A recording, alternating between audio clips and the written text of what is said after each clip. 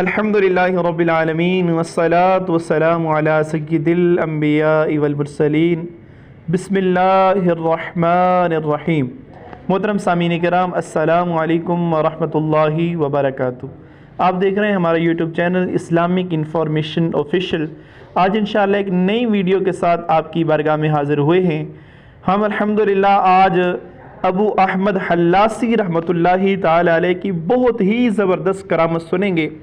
اب بہت بڑے عالم دین اور اللہ پاک کے بڑے برگزیدہ اور بڑے اللہ پاک کے پیارے ولی تھے۔ آپ رحمۃ اللہ تعالی علیہ کے گھر میں غربت اور فقر انتہا درجے کا تھا۔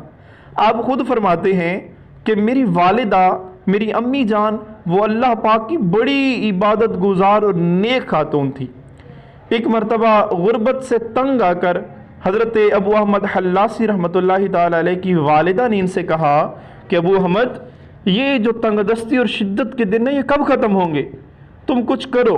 حضرت ابو احمد فرماتے ہیں سحری کا وقت ہوا، سحری کے بعد میں نے ایک گوشے میں، ایک تنہائی میں، کونے میں بیٹھ کر اللہ پاک سے دعا کی، یا اللہ اگر میرا جنت میں کچھ حصہ ہے تو اس حصے میں سے مجھے دنیا میں کچھ عطا فرما دے جس سے میری یہ تنگی دور ہو جائے۔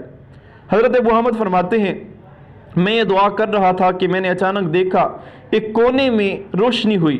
جب میں وہاں پہنچا تو دیکھا ایک چارپائی رکھی ہوئی ہے، اور وہ چارپائی میرے گھر کی ہے، لیکن آج اس میں کچھ تبدیلی ہے، اور وہ تبدیلی یہ ہے کہ اس چارپائی کا ایک پاوا جو ہے وہ سونے کا بن گیا، اس پر موتی جڑے ہوئے ہیں۔ میں بڑا حیران ہوا۔ میں وہاں سے اپنی والدہ کو وہ دکھایا اور چلا گیا مسجد کی طرف نماز ادا کرنے۔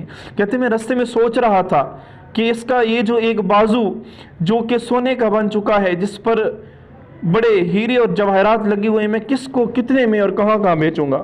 حضرت ابو احمد حلاسی فرماتے ہیں میں اسی سوچ میں گیا، نماز پڑھی، نماز پڑھنے کے بعد گھر لوٹا، کیا دیکھتا ہوں میری والدہ رو رہی ہے اور فرماتی ہے ابو احمد، وہ جو جنت سے اللہ تبارک و تعالیٰ نے تمہارا حصہ بھجوایا تھا میں نے وہ واپس بھجوا دیا۔ پوچھا والدہ کیسے؟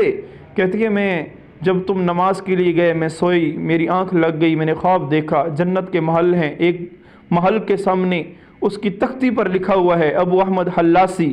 میں نے کہا یہ تو میرے بیٹے ہیں۔ تو مجھے فرشتے اندر لے گئے، میں جنت کی سیر کرتی رہی، تمہارا سارا محل دیکھا، لیکن ایک کمرے میں داخل ہوئی، میں دیکھتی ہوں کہ ایک بہت ہی پیارا اور خوبصورت ایک بیڈ رکھا ہوا ہے، لیکن اس کا ایک بازو ٹوٹا ہوا ہے، وہ بیڈ بیٹھنے کے قابل بھی نہیں ہے۔ میں نے کہا اس کو کیا ہوا؟ اتنا پیارا محل اور یہ نقص دار چیز یہاں کیوں رکھی ہوئی ہے؟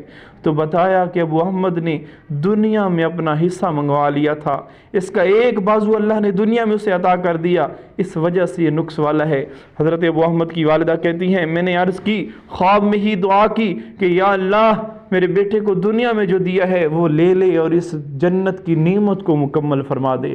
ابو احمد کی والدہ کہتی ہیں جب میرا خواب ختم ہوا، میں نیند سے بیدار ہوئی، میں نے دیکھا کہ وہ جو جنت سے آیا ہوا ایک چارپائی کا، تخت کا، ایک بیڈ کا بازو تھا، وہ واپس جنت میں جا چکا ہے۔